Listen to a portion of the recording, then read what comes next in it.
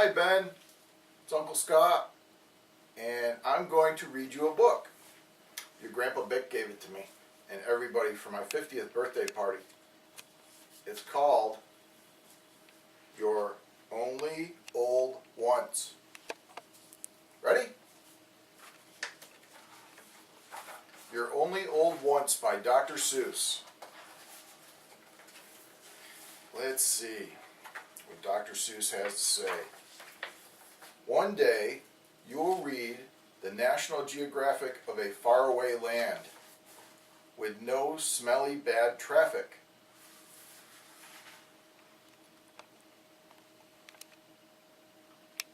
They're funny looking characters. In those green pastured mountains of Fada-Fa-Zee, everybody feels fine at 103 because the air that they breathe is potassium free, and because they chew nuts from the tut-tut tree. This gives strength to their teeth, it gives length to their hair, and they live without doctors with nary a care.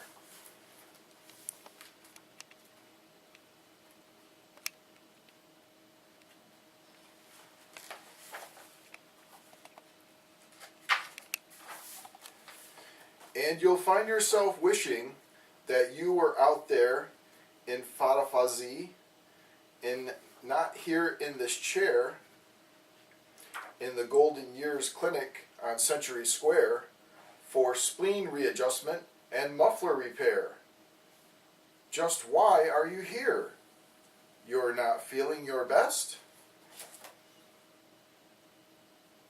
You've come in for an eyesight and solvency test. And if you're the type that gets finicky, at this point you'll try to get out of that clinic. But they will outwit you as quick as a winnick. The quiz docs will catch you. They'll start questioning.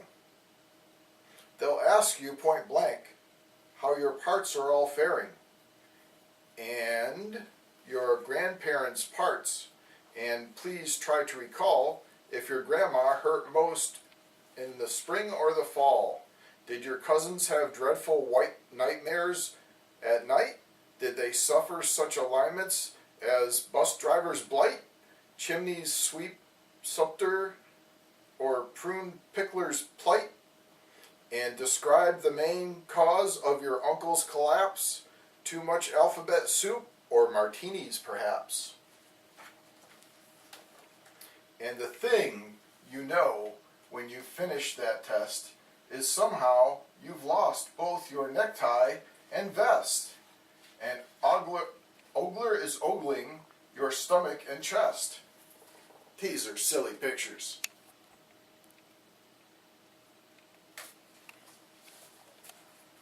But the doctor's nothing to be scared of. Maybe sometimes. Your escape plans have melted. You haven't a chance. For the next thing you know, both your socks and your pants, and your drawers and your shoes have been lost for the day. The oglers have blossomed like roses in May, and silently, grimly, they ogle away. What those oglers have learned, they're not ready to tell. Clinicians don't pour their opinions pell-mell.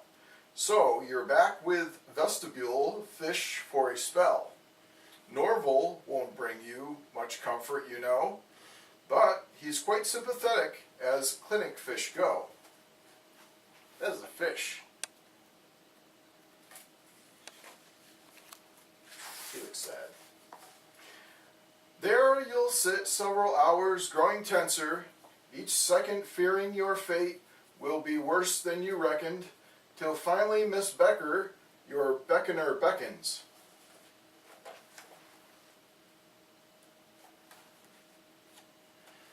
To a booth where the world-renowned earman Von Crandall has perfected a test known as bellows and candle. If the wind from the bellows can't blow out the flame, you failed. And you're going going to be sorry you came.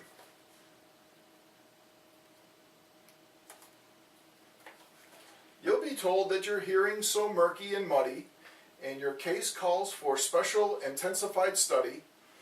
They'll test you with noises from far and from near, and you'll get black marks, a black mark for the ones you can't hear.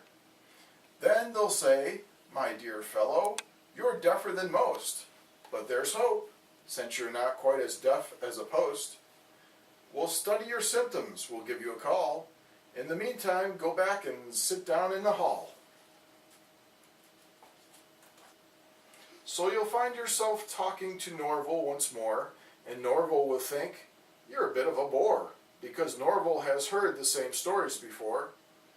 To this fish you'll become a plain pain in the neck, while you wait once again for Miss Becker to beck.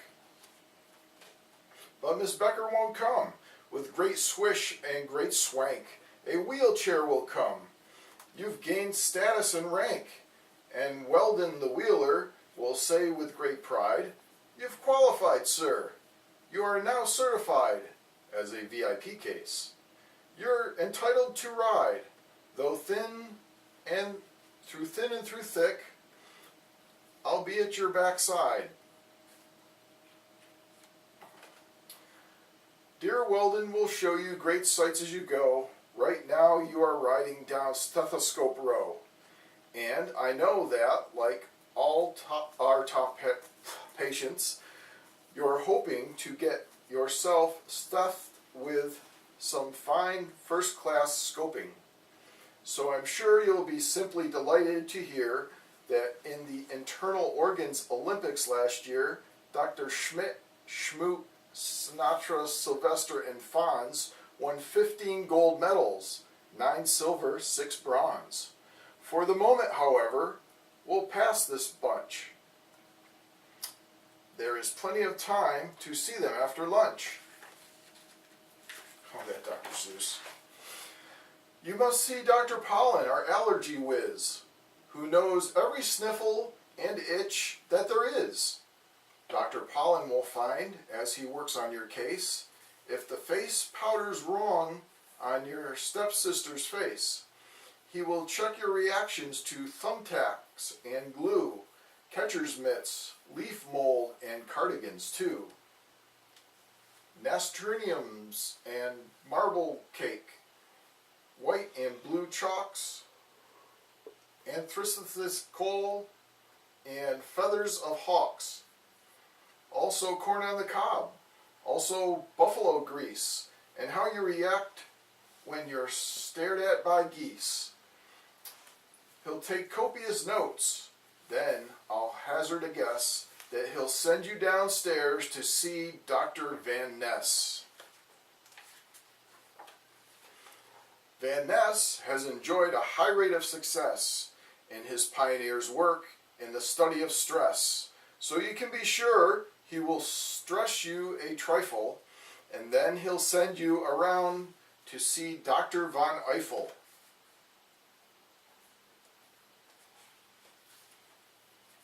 Dietitian Von Eiffel controls the Woof Whiffler, our diet-devising computerized sniffer, on which you must just simply lie down and repose and sniff at a good food as it goes past your nose.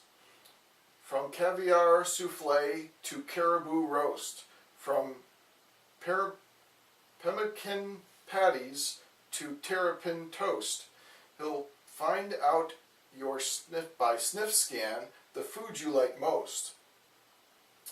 And when that guy finds out what you like, you can bet it won't be on your diet. From here on, forget it.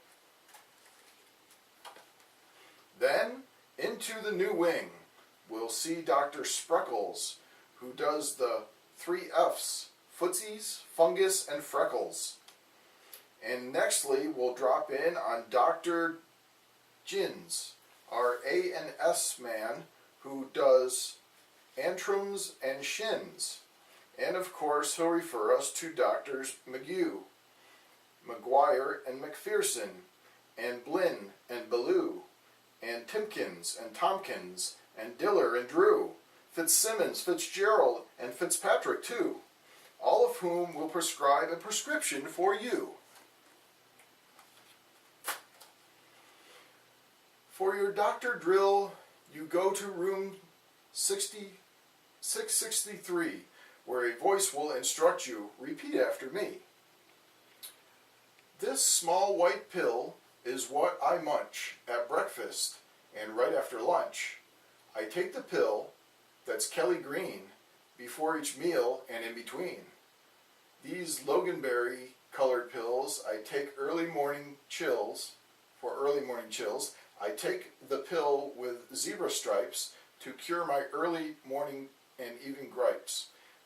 These orange tinted ones, of course, I take to cure my Charlie horse. I take 3 blues at 8:30 to slow my exhaustion rate. On alternate nights at 9 p.m., I swallow pinkies, 4 of them. The reds, which make my eyebrows strong, I eat like popcorn all day long. The speckled browns are what I keep beside my bed to help me sleep. This long flat one is what I take if I should die before I wake.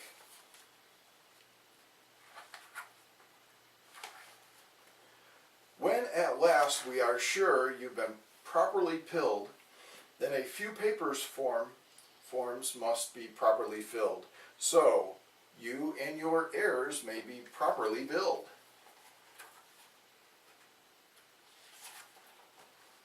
Whereupon, if you're smart, there's a very good chance that you'll meet soon again with your socks, coat, and pants. And you'll know, once your necktie's back under your chin and Norval has waved you Godspeed with his fin, you're in pretty good shape for the shape you are in. Hope you enjoyed that.